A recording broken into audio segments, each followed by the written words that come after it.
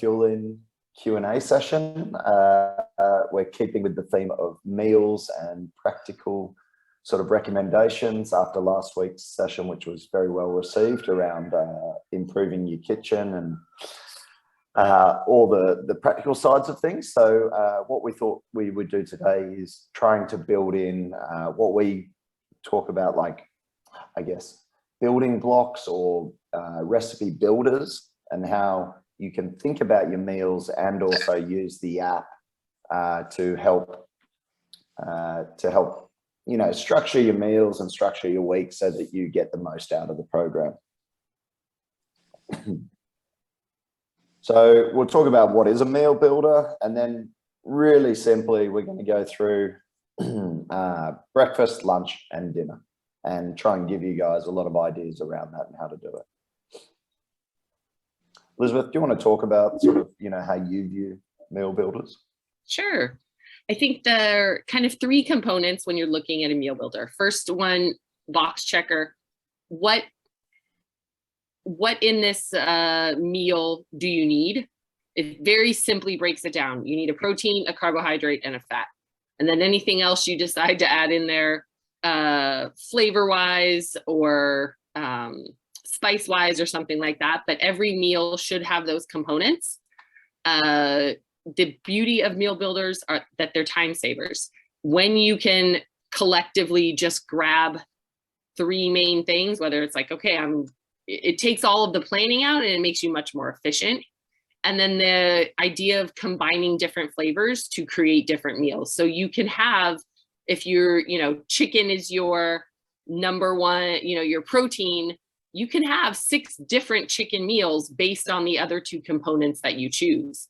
You can have umpteen different meals based on the spices and flavors and herbs and other things that you choose. So it's efficient. It makes sure that you get all of your macronutrients in. Ideally, you're looking at some of your micronutrients as well, especially if you've had your labs done and you know that you're deficient in some areas. But then it really does make sure that you're getting all of the nutrients in, but at a tasty, in a tasty, easy, efficient way. Perfect.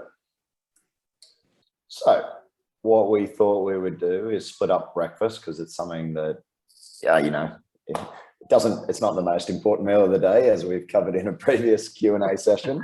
It's certainly important depending on your training and your goals. Obviously it is that. What we're going to do is focus on 2 types of breakfast, eggs and then oats, to, you know, remove decision paralysis. So the way we want to think about this is, so what we've done is, you know, think about your base, and in this case it's eggs. You know, milk optional if they're fried, if they're poached, if they're boiled. Obviously, you know, don't need to worry about milk, but even if you're scrambling, you know, often I don't actually add any milk to mine. I usually just do 2 or 3 eggs together.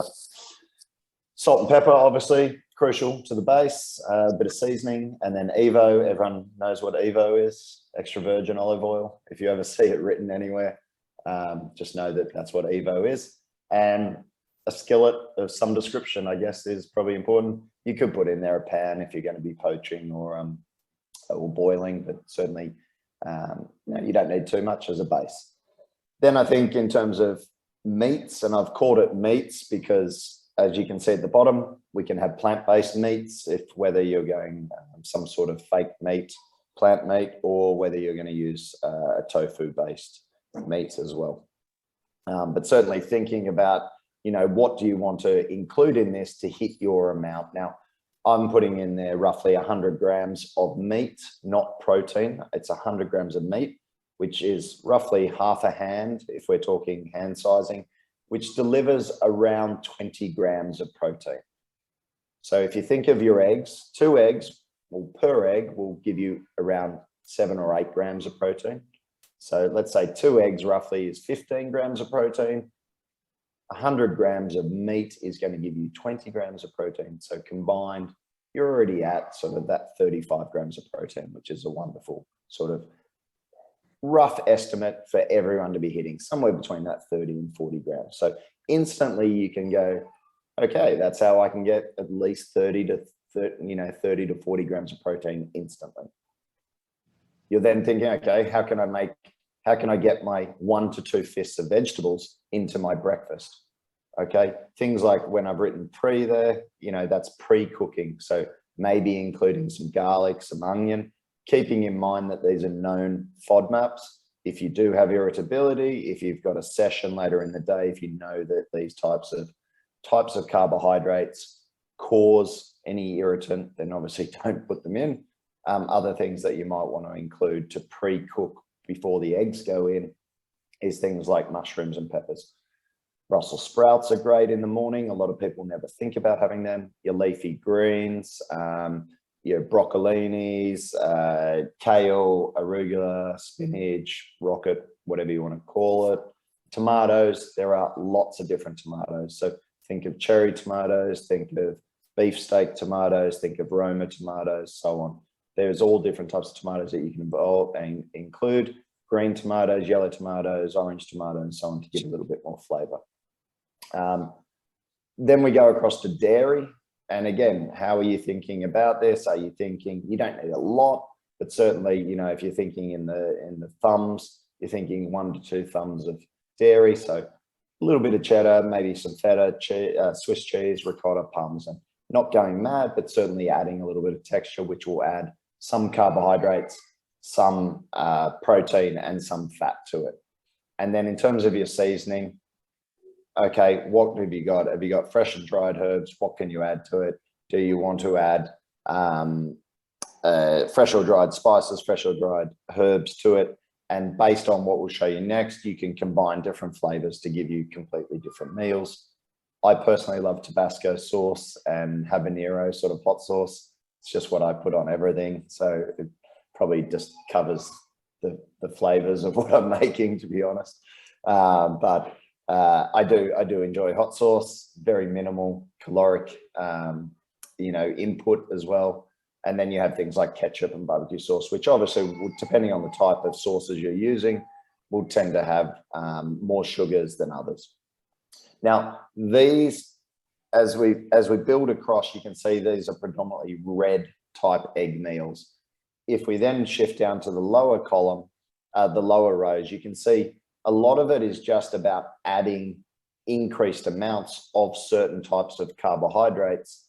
And most of these type of carbohydrates are either moderate or high glycemic load or glycemic index type foods. So thinking about adding in potato, smaller amounts of potato, whether that's white potato or sweet potato, beets, and then including things like breads, corn tortillas, flour tortillas, naan bread, and so on.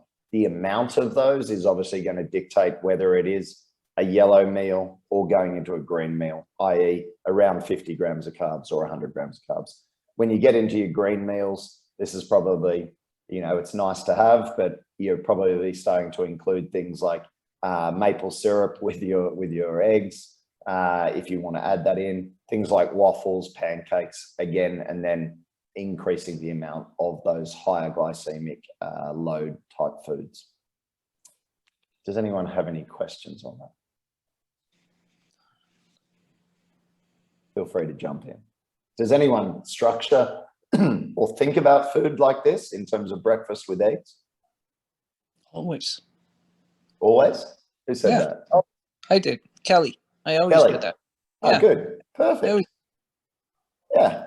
Look, and for me and Elizabeth, it makes complete sense. But for a lot of people, they're like, oh, okay, I haven't thought about adding vegetables to eggs. I just think about having a plain omelette. But when you actually get into it, you go, oh, that is a way of really easily fortifying your meal without getting too worried about, again, I know the notion of counting macronutrients can become overwhelming and often laborious, but also sometimes triggering, as we've covered in some of the talks with Elizabeth relating to, low energy availability and REDS and disordered eating. So I think, thinking about just simply the hand sizing and making sure you're getting hands of protein or half hands of protein, recognizing eggs are a very good source of protein.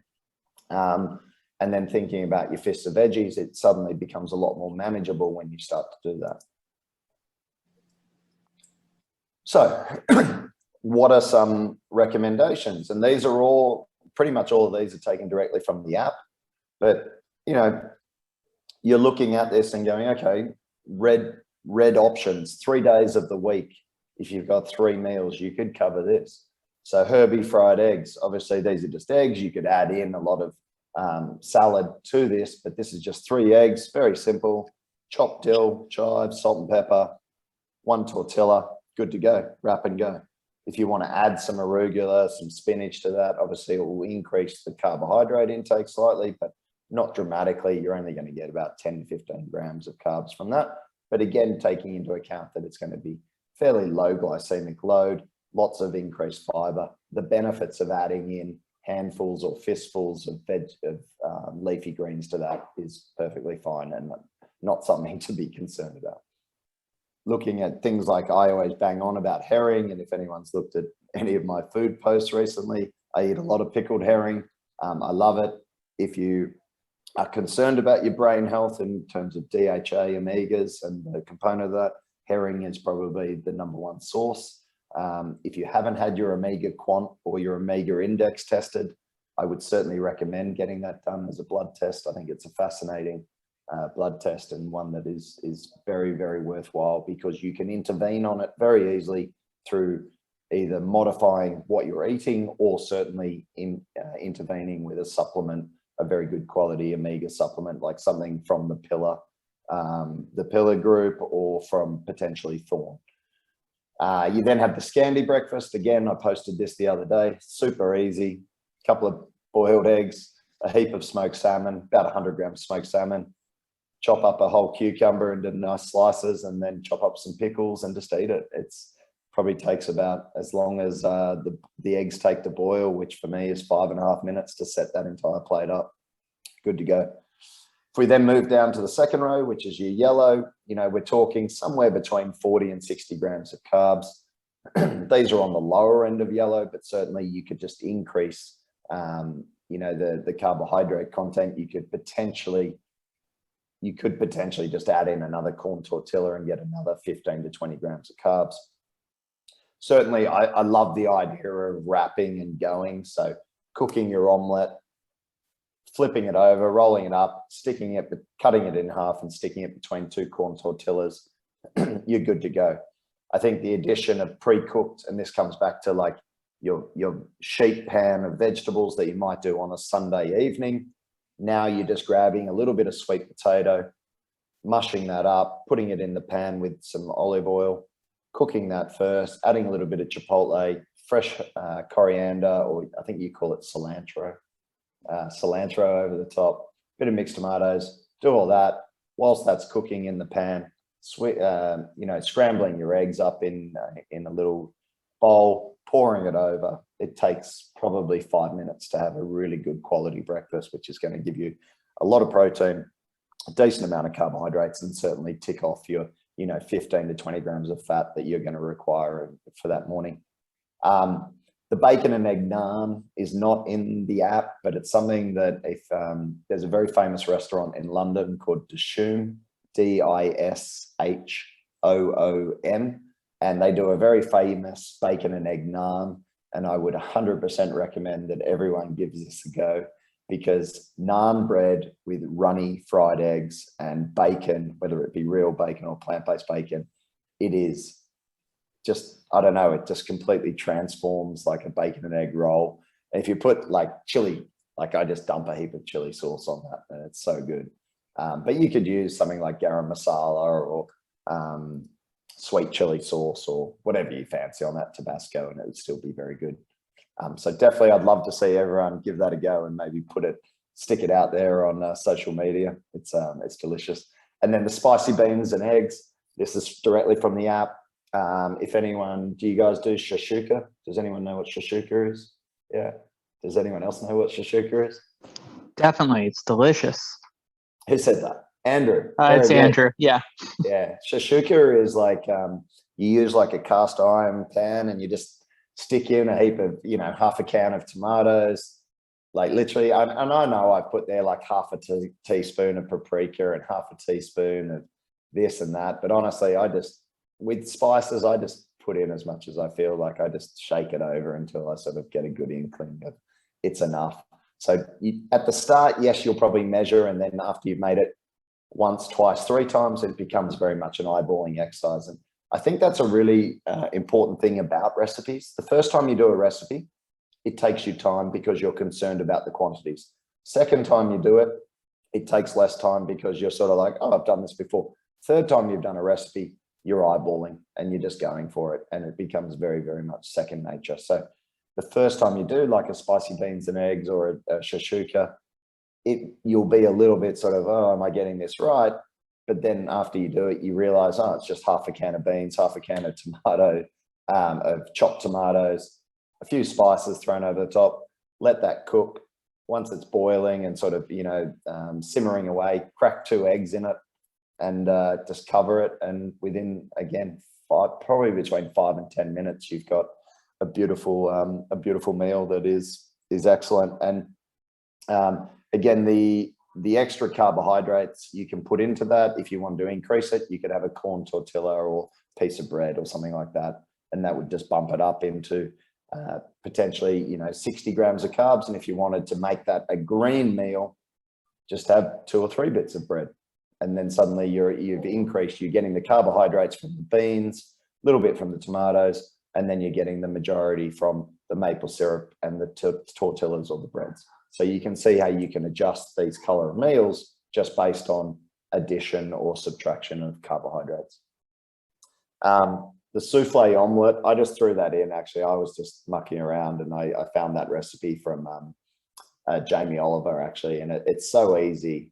And I will add that into the app, but it just sounded so good. And it literally is just, a couple of eggs beaten and a few apricots chopped up. Obviously, apricots could be a trigger for some people in terms of the fructose. So keep in mind, don't go and do this on a pre-race day if you've never done it, or on race day, but certainly something to either have as a very nice green, a green breakfast, or potentially even something you could eat as a dessert in the evening if you're lacking carbohydrates. The mozzarella chili omelette in the app, it's just literally beating a couple of eggs, sticking in some mozzarella and some cooking some, again, cube baked potato that you've got left over from Sunday night, putting it all in a pan and then flipping it into an omelette. The sliced bread, again, is what is going to bring up that total carbohydrate amount in combination with the mozzarella. And then your standard Herbie omelette, which is in the app. Again, large piece of crusty bread just to top up your carbs. And, within 3 or 4 minutes, you can have that omelette. So what you see here is that you can use eggs in multiple ways to deliver either a red, a yellow, or a green meal, depending on the additions of carbohydrates to those. And some of the carbohydrates will sit within the actual eggs or the egg mixture, or they can be additional accompaniments to it. Does anyone have any questions? Feel free to speak up if you've got ideas as well, or if you have flavor ideas or things like that you want to put in. So then we'll move on to, I think, the other form of oats, other form of breakfast, which again is sort of my always go-to. Although actually I'll put my hand up and honestly say I haven't eaten oats in probably 2 or 3 weeks, because I just got out of the habit, and I was talking about it last night and saying we need to get back in the habit. So this was probably a timely reminder for me of all the really cool features you can do with overnight oats and oat features. So again, let's bring it back to what is the breakfast builder from a base. Again, the 30 to 40 grams is certainly more based around the red. In terms of increasing the amount of oats is obviously going to increase the amount of carbohydrates. What do you need? You need some water, and you also need a mason jar. Does everyone know what a mason jar is? Everyone? Yep. You can just sort of, I can't see half of you because most of you don't have your cameras on, but I will take it, the vote of silence as a yes. So mason jars are very important. Glass jar with a lid that you screw on. From a protein perspective, it's not the only protein you can use in, sorry, it's not the only protein you can use in oats, but certainly in terms of fortifying your oats to ensure you get somewhere between 30 and 40 grams, depending on the quality of the oats. Use a whey protein isolate or use a plant protein. It just means that you're going to be getting that amount of protein in your oats without having to think about it too much. Certainly, nuts and seeds will contribute to the total protein amount. Same with the dairy. Probably not so much the toppings, but they will all certainly contribute to that total protein amount. In terms of nuts and seeds, if you saw my kitchen, if you saw Elizabeth's, we each have, we each have jars that have individually labeled, you know, cashews, almonds, macadamias. Quinoa is in an individual jar, chia seeds are in a jar, and then I have my nut butters, which is generally just cashew butter or almond butter. They're the only two I use. From a dairy perspective, if you want to use animal milk, if you want to use plant milk, I don't know why I didn't have goat milk under animal milk, but that's an oversight.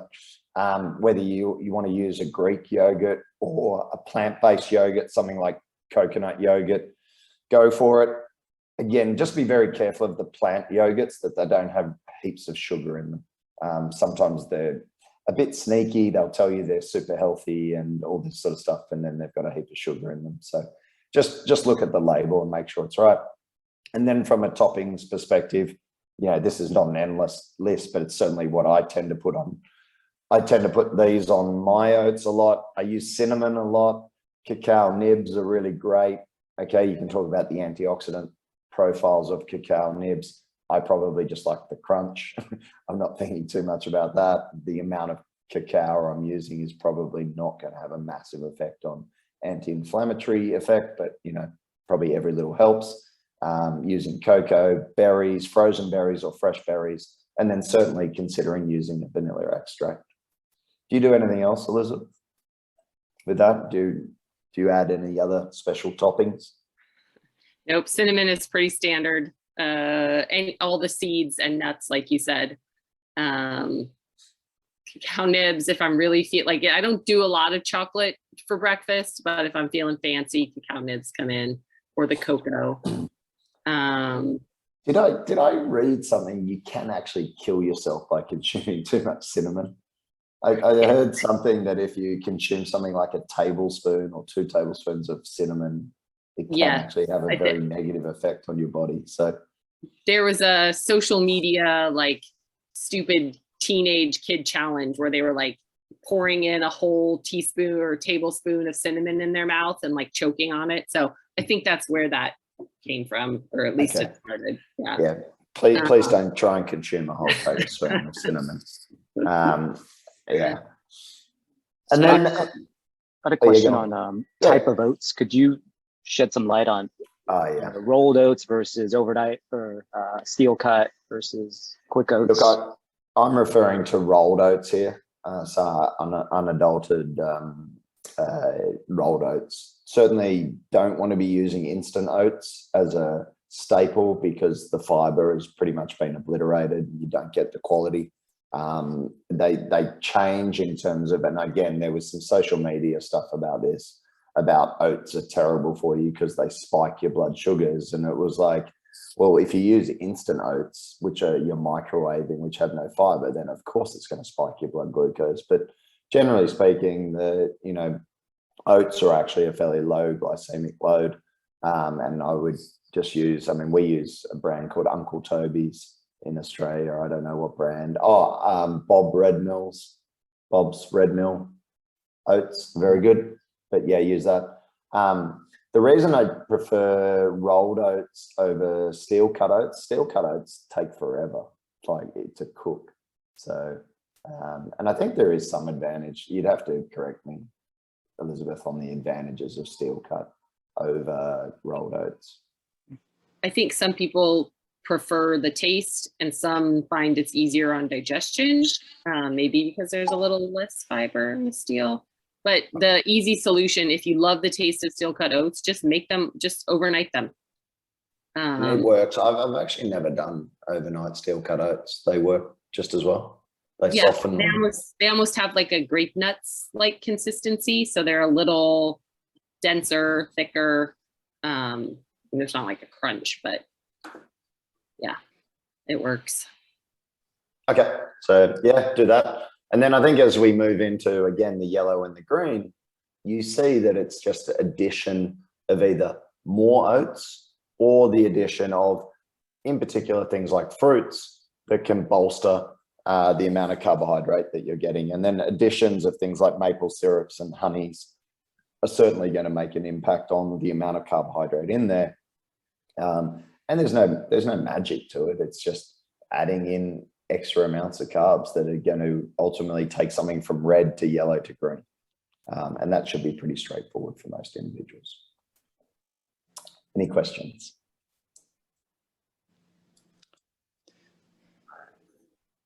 Any questions? No? Okay, cool. So, and apologies, I didn't actually break these down, but certainly what you're getting here is, you know, with these amounts of oats in the red, you're getting around that 30 grams of carbohydrates. If we're talking specifically about the carbohydrates, it is going to be the addition of the oats for the red. And you can see that I'm not really using too much fruit or any additions to the red oats. Things like, you know, it is a quarter of a banana, and you're talking like that is a very small amount of banana, a small amount of yogurt to it.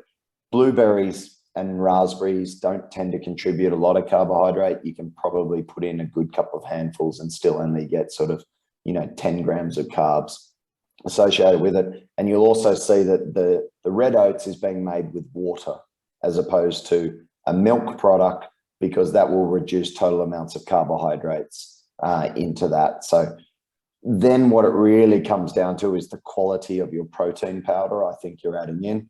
I'm a huge advocate of true protein because I know it tastes extremely good with water.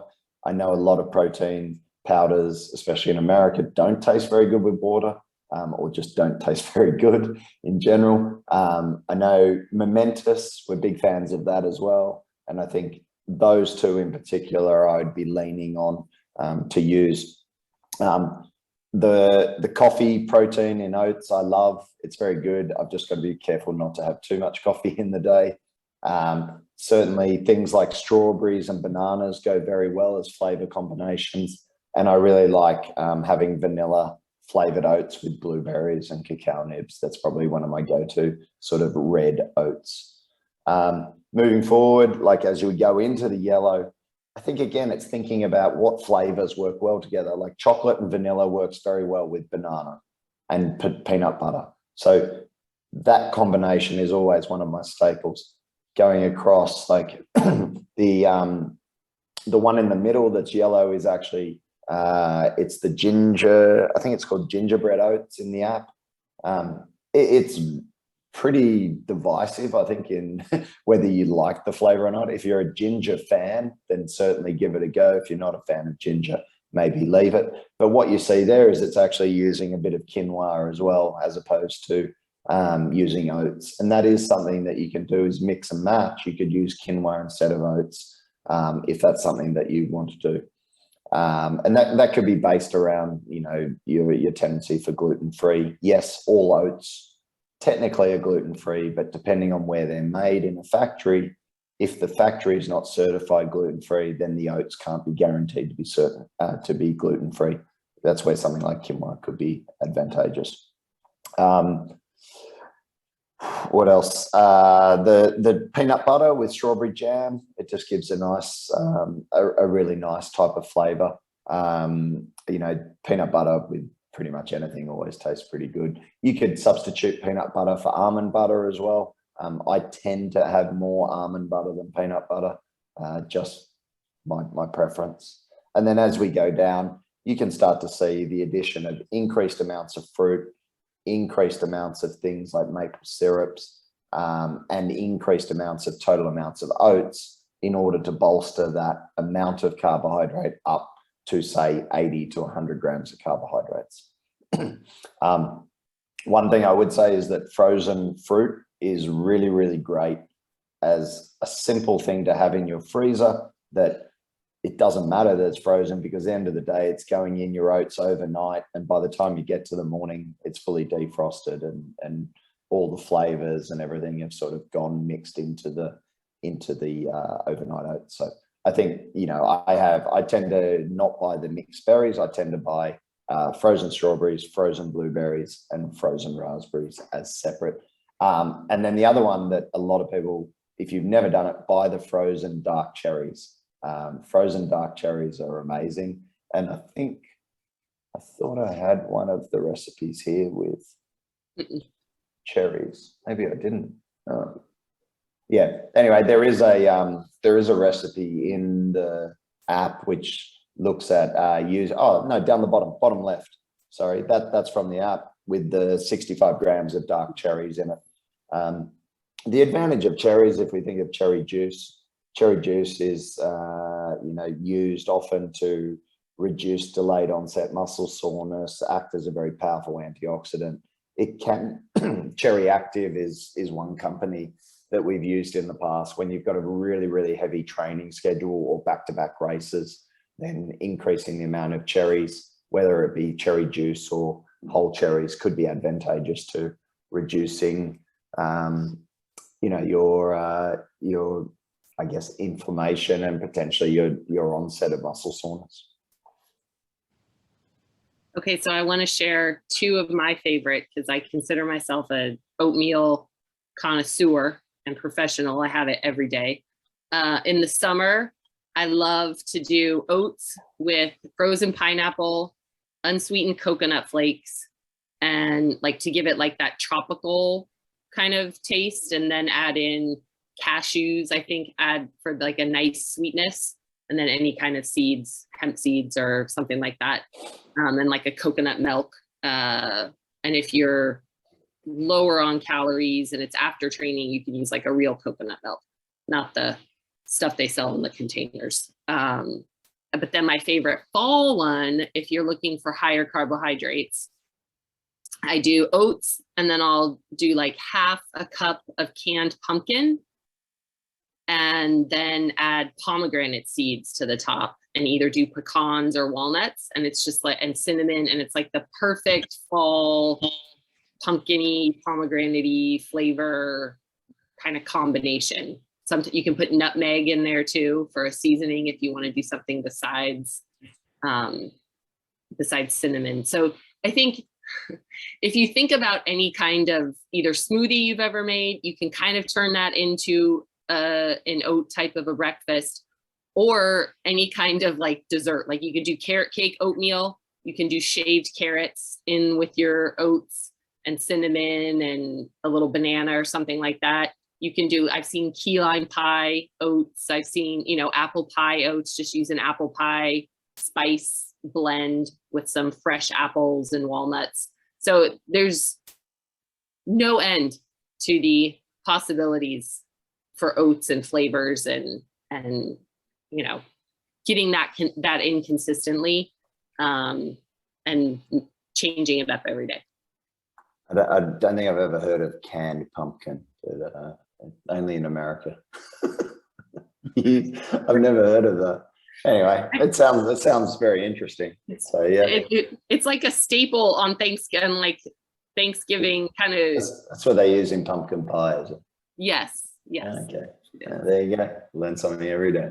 Makes it easy. There's canned sweet potato too, which is actually really good. And if you're really feeling funky, canned beets that aren't sweetened, you can add those and get that little like nitrate boost and have your oats taste a little bit like dirt. But I've tried. Very good. Quick question, Scott, before we jump to lunch. Yeah. Y'all been talking about different types of fruit and everything, that quite a bit, in frozen fruit. Is there any nutritional difference between some of those things versus like the dried alternatives? So thinking of cherries, it was something I used to go to and have dried cherries in my oatmeal. Is there any reason to avoid those, or are they just as nutritious in your opinion? Dried fruit will tend to have a fairly high concentration of sugar in it because of the dehydration factor, is my understanding, with dried fruit. So it will tend to, again, if we're talking about spiking blood sugars and things like that, it certainly will increase your blood sugars at that point in time. Not that that's necessarily a bad thing. If you're going out for, you're eating this either post session and you are actually trying to trigger, insulin release and things like that, growth hormone, then, it's not necessarily a bad thing having carbohydrates and doing that.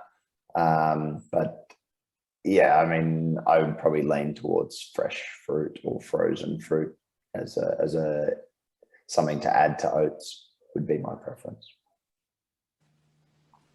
Thank you. Cool. Okay. I want to keep moving. So these are just a couple of screenshots, lunch builders.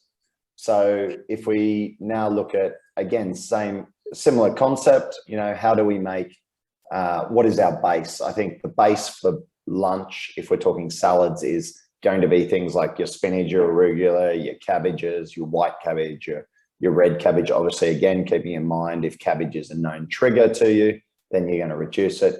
All types of lettuces, cos, romaine, whatnot. These are your base. This is how you're getting, at least 1 to 2 fists immediately in. Then you're thinking your meats, whether it's an animal meat or a plant-based meat, aiming to get probably somewhere between 100 and 200 grams of actual weight in. So i.e. half a hand or a full hand of meats in order to get somewhere between 20 and 40 grams of protein into your meal. Then thinking, okay, well, what nuts and seeds can I add to this? Can I add in things like Brazil nuts, macadamia nuts, cashews, almonds, teff flakes, sesame seeds, sunflower seeds, so on. So, and that's not an endless description, but certainly thinking, can I add some of these in without eating a whole packet? Okay. Nuts are really good. Seeds are really good, but they're also very fatty. The fats are good. But again, if we're thinking, don't eat a whole bag of cashews. Okay.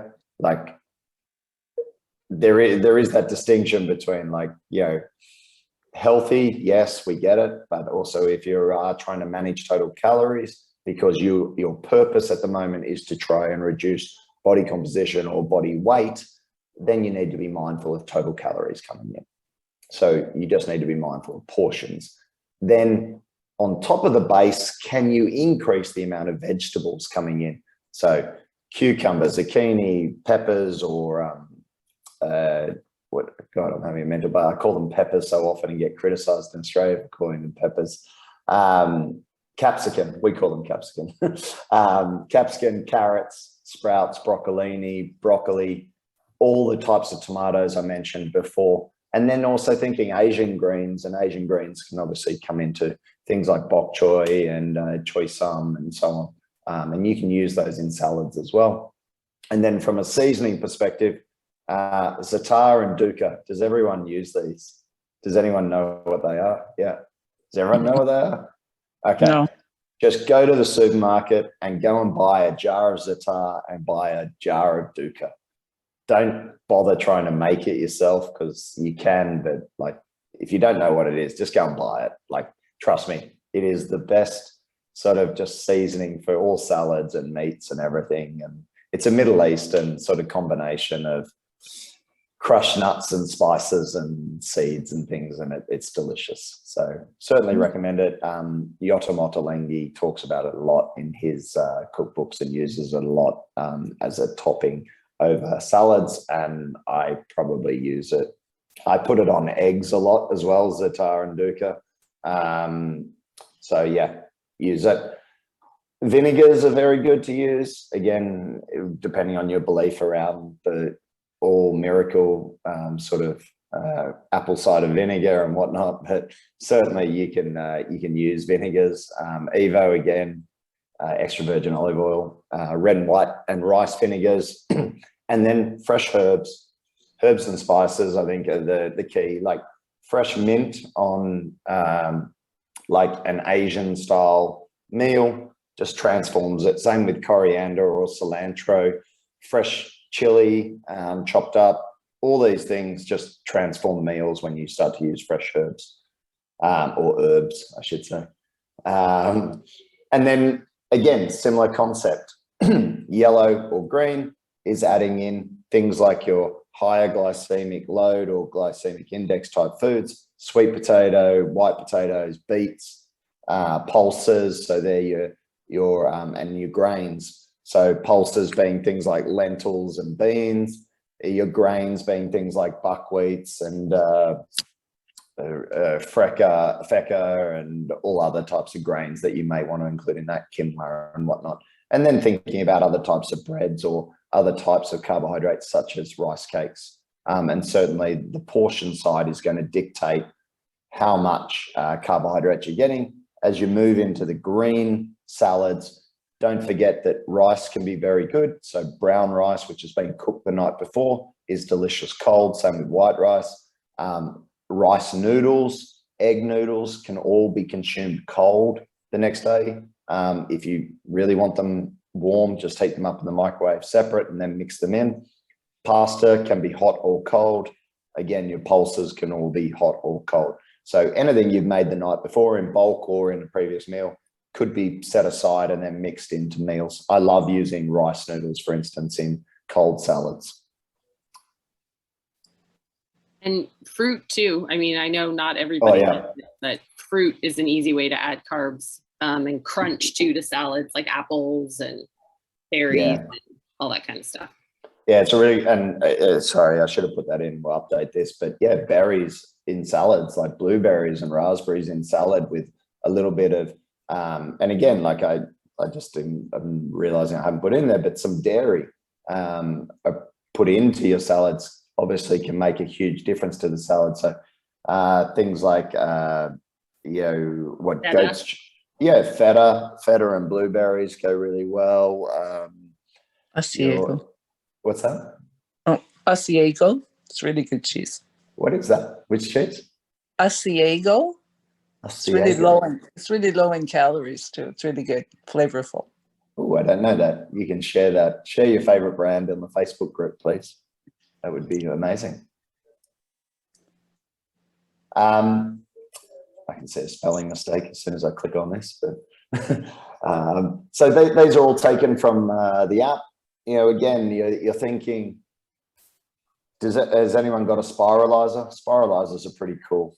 You can buy cheap ones or you can go mad and spend hundreds of dollars. But I don't know why it says avocado zoodle pasta. I think it's meant to be zucchini, or maybe we do call it, I think in the app it's called avocado zoodle pasta, but obviously the zoodles are made from the zucchini, not from the avocado. But really simple, like things like using pasta alternatives to keep the total carbohydrate intake in can be really effective. So using zucchini as your form of noodles is a really great option. The rainbow slaw, I love.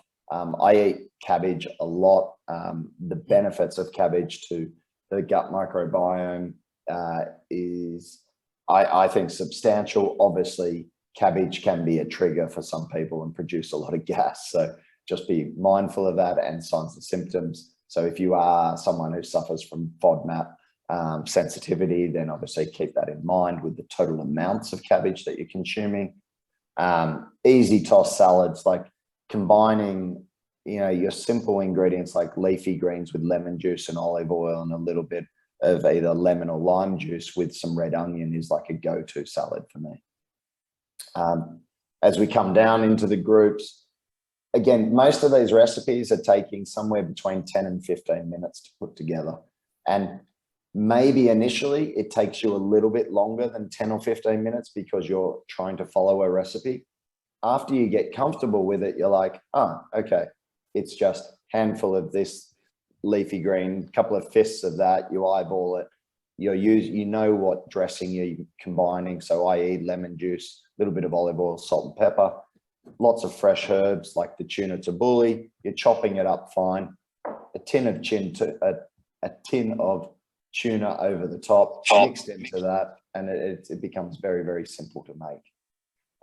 And then as you come down the list, again, what you see is that we're starting to use things like, as Elizabeth pointed out, in the butter bean tacos, which is a vegetarian, vegan recipe, is using something like mango to bolster the amount of carbohydrates in there. Obviously, if you choose to use 3 corn tortillas, that amount of carbohydrate is going to go up. Same with the fish and quinoa salad. You're just talking about increasing the amount of carbohydrates in that. I must have left out. I think I've left out. Sorry. Oh no, the quinoa will give you the carbohydrate amount there. And then in terms of, you know, a very simple meal you could pick up from a sushi restaurant would be a good amount of sashimi, and then either cooking white rice or brown rice at home and just eating that. And that would be a very plain meal, but something that would certainly give you a high amount of carbohydrates and a decent amount of protein in a very simple manner, which is actually very delicious as well. Question. Oh, someone added a spiralizer. Good. Okay. So yeah, Elizabeth added her spiralizer to the chat. Easy. It's cheap. No. Cool. And then, so what I thought we'd do here is just give you, you know, some ideas around like salad dressing. So Elizabeth, do you want to just talk? Yeah. So the components of every good salad dressing, it's so much easier. I think it seems intimidating, but it's so much easier and it always tastes better when you make it yourself at home. So you need a fat, an acid, and then either something sweet or aromatic. So those are kind of your three main bits. Fats, you've got avocado, oil, tahini, regular avocados, olive oil, walnut oil, grapeseed, something like that. Acids are any of your vinegars, apple cider, balsamic, white, red wine, rice vinegar, lemon or lime juice. So you can, if you have fresh lemons or limes. And then aromatics are herbs, spices, condiments.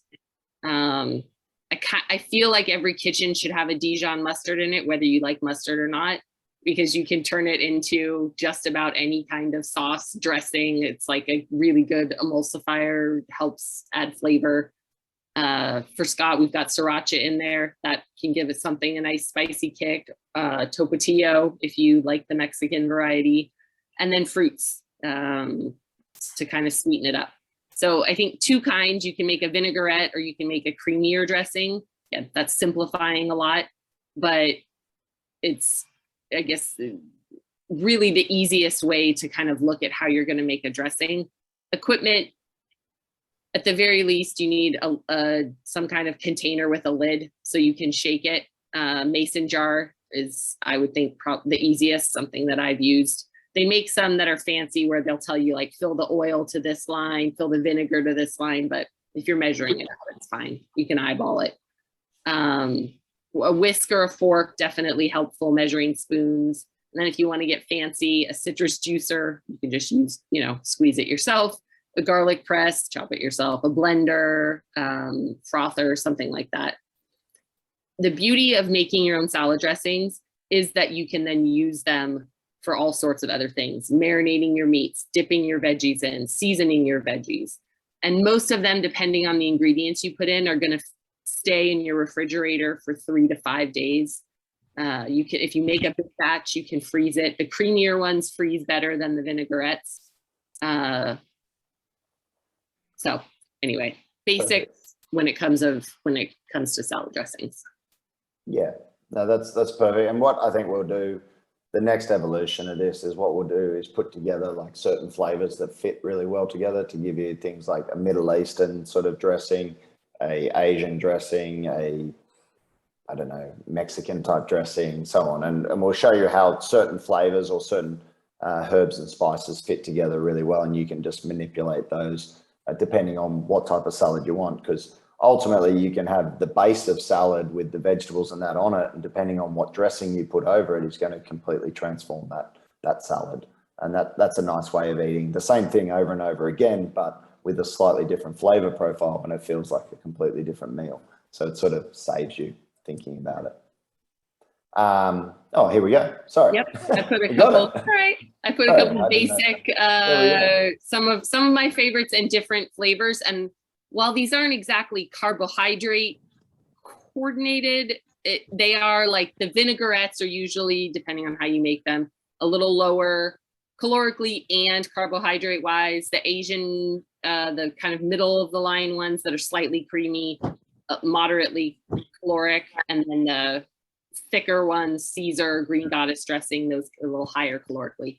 So I call it, like, I'm not going to go over all these. You can look.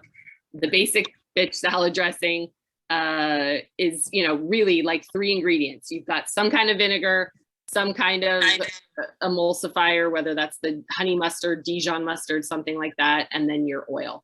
And at the very least, that's an easy, you know, and if you don't have a vinegar, you can use a lime or a lemon. And then everything, all of these others kind of build from that.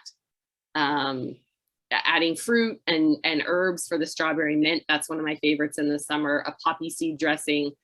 I always recommend my athletes make their own poppy seed dressing because all of the ones in the store are super high in sugar and they often have like an artificial taste to them. As Scott was saying, an Asian dressing, that's where a lot of the times you're getting ginger, rice vinegar, or sesame oil, and then some kind of peanut, like a peanut butter, peanut oil, something like that to really give it kind of a tangy kick. You can also use like soy sauce in there to give it a saltier kick. One that I love that people forget, if you have jars of jam or jelly, you can make your salad dressing right in that. If you've got, you know, there's just a little bit left over, you can use that to season a red raspberry dressing or an apricot dressing, or, you know, use that to make a marinade or something. As well, cilantro, lime, perfect. Finding an herb, mint, cilantro, basil, any of those are great. They go really well with fruit. And then I wanted to get the vegan green goddess dressing in there because green goddess dressing is delicious. Very easy to do. You just have to substitute several ingredients. And in any of these, if you don't want to use honey, you could do stevia, you could do date paste, you could, you know, there's options for plant-based people that don't want to use honey. Yeah, and then a homemade Caesar, that one's also got Greek yogurt, but you could probably substitute plant yogurt. So anyway, different levels of complicated, but all of them have those basic ingredients in them, and you can make them seasonal depending on what herbs and spices are in season, what things you like. Experiment, play around with it. And I think what's really important here as well is with dressings, and why we usually recommend having them on the side when you're eating out, is you don't need to dump the entire thing on there. Okay, like you're probably having a tablespoon of this dressing over the top of it. So the reality is the amount of carbohydrate within the salad dressing probably becomes quite negligible anyway.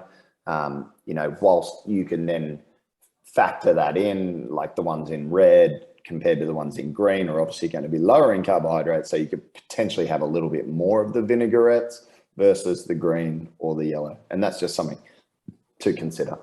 I am conscious of time. I'm going to try and get through this. Again, taken from the app.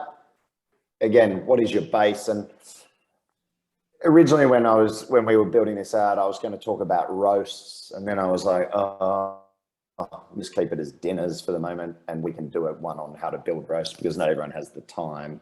But certainly I love roast and doing it on Sunday. So we might do a Sunday roast builder. Certainly, again, thinking about your base being more along the lines of, you know, some types of salad. Your base could be the vegetables as well. What we really want to emphasize is that you're getting, like, you know, a good couple of fists of veggies in. And again, we're talking about the standard dinner. We're not talking about a dinner before a big race and things like that. Okay, we're talking about daily nutrition here. Again, your meats, you're thinking, how do I get in that 100 to 200 grams of actual weight of meat to deliver something around the 20 to 40 grams of protein? Okay, half a hand to one hand if you're not actually weighing things and you're just eyeballing. Or your meat products, plant-based or animal-like. Nuts and seeds, again, a lot of repetition: za'atar, dukkha, evos, sesame seeds, sunflower seeds, heaps of different crunch, whatever you want to put in. Again, I realize I have missed a column here with dairy, but you can certainly put in your dairy products, cheeses and whatnot over the top. Vegetables, go mad. There is no rules with vegetables in my mind, especially with those types of like, you know, from the ground, lower glycemic, go for it. You're not going to hurt yourself. And then sauces, again, very similar to what Elizabeth did. You can either use just off the shelf sauces or make them yourself. but these are some of the favorites that we tend to cook with a lot.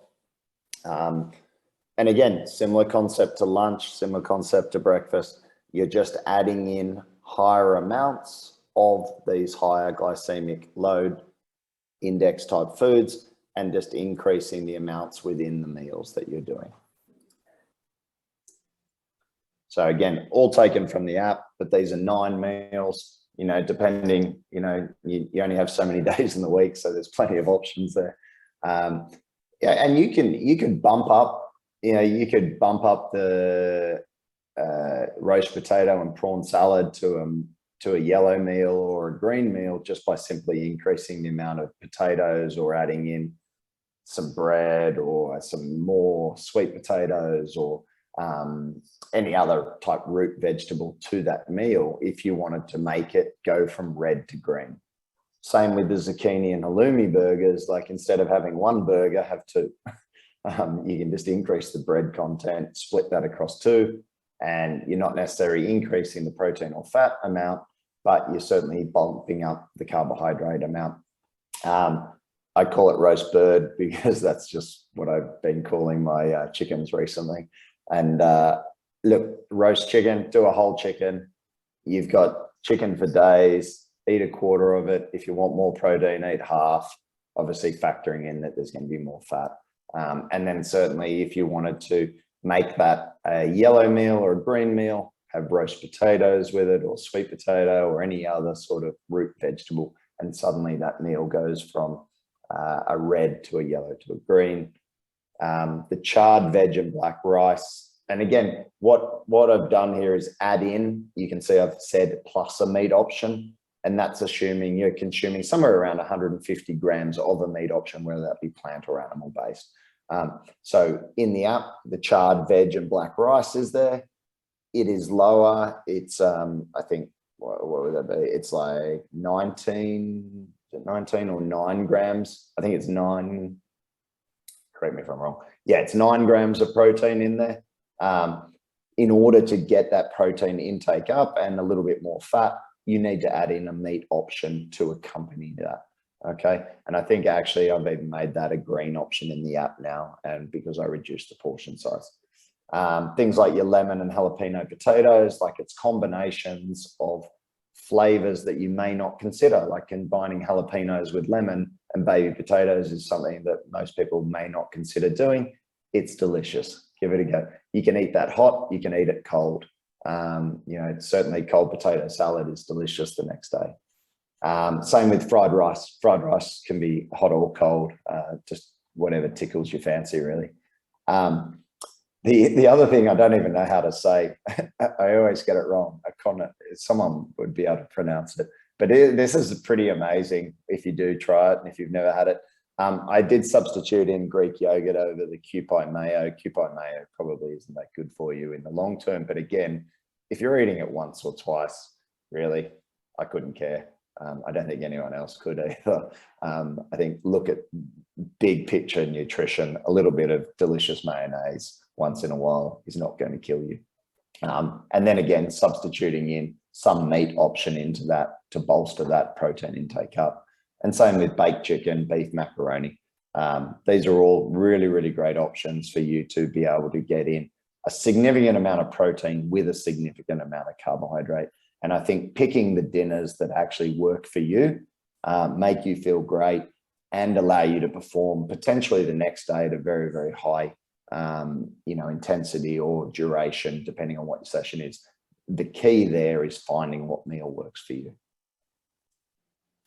And I think too, pointing out, we've talked about how to add carbohydrates to the meals. If you see a recipe that you like that's green or yellow, you can cut back on some of those carbohydrates. So it works both ways, adding in or subtracting.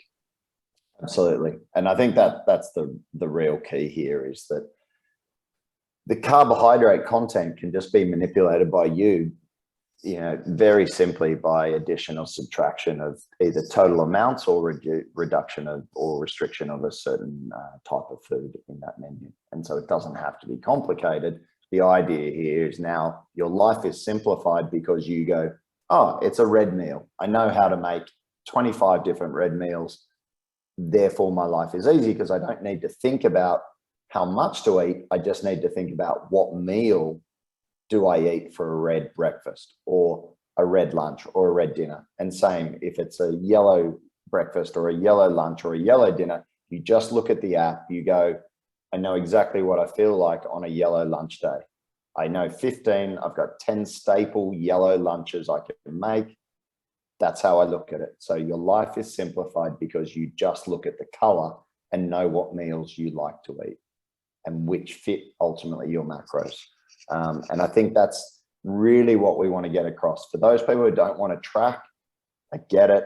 Like, you know, I personally don't track anymore because I'm not in that phase, but I know how to eyeball very, very well to keep everything in check. I just look at the color of the meal and go, right, based on the training I'm doing, the recommendation is a red meal. I'm going to reduce total amounts of carbohydrates. For this meal, I know what my go-tos are. Oh, it's a green dinner. I know exactly what I'm going to have. It just simplifies my life and hopefully simplifies yours as well, that you can just recognize the colors and have your set meals based around that. Cool. I'm only 5 minutes over. Apologies again. Sorry. I know it's terrible. We always try and cram so much into these and probably need to get better at not doing that. But I know a lot of you, can you turn on your cameras just quickly? I know probably not most of you want to, but it'd be nice just to see your faces and then just, yeah, hello. And look. Can I just ask a quick question? Oh, yeah, go. Yeah. The charts that you just went over tonight, like the green, yellow, red, you said that, are they going to be posted on the app? And if yes, where on the app do I find those? I'm not a computer person. The builders? Yes. No, they're not in the app, but all the meals. So we can create that as a PDF and send that to everyone. That's easy. We can send that out as a template. I guess what you've got within the app, Kelly, is you just look at your cell after your sessions and go, okay, it's a red. You tap on that red meal and it will bring up, and then you can favorite those meals as well. So in the right-hand corner of any meal, you can favorite those and then they become more frequent for you. Okay. So that's how you can start doing it. But we can certainly create the PDF for those meal builders from breakfast, eggs and oats, lunch, the template, of how to think about it and do that. It's 4 pages we can send out as a PDF for sure. Okay, great. Thank you very much. Yeah, that'd be great. Hopefully it was beneficial. I really like doing the food ones, I think, because it's like real. I think, again, like we talked about last week, we can talk about the science, and I know everyone loves the science, and well, I think everyone loves the science and doing all the high carb fueling and the sweat testing and that. But the reality is you've got to eat and you've got to make it simple and you've got to be able to, do it in a manner that fits with your lifestyle. So I think anytime we can try and simplify breakfast, lunch, dinner, and make it easier for you, it's beneficial. So, feedback, obviously at the end of the sessions, please fill in the feedback and give suggestions of whether you like these sessions and what you want to hear more about. We do read these, we do take it into account, and it is really, really important to us to know what you actually want to hear and what you want to learn about. So don't be shy, be very vocal. I don't think we can actually tell who's leaving the comments. I think it's completely anonymous, so you can be brutally honest as well. Okay. Any questions? Anything? Does anyone ever want to do like a presentation of what they like to cook and do things like that? I'm happy for anyone else to, take over a Q&A session once in a while and, present what they are doing, things like that. So any suggestions we're open to. I think it's great that everyone sort of leans in and gets involved. I was going to add a green shashuka recipe to the Facebook group at the very least, after your comment about it earlier. So an easy way to get a few extra veggies into that dish. Yeah, love it. Love it. Yeah, do it. Okay. Well, look, thank you everyone for joining. Nice group today.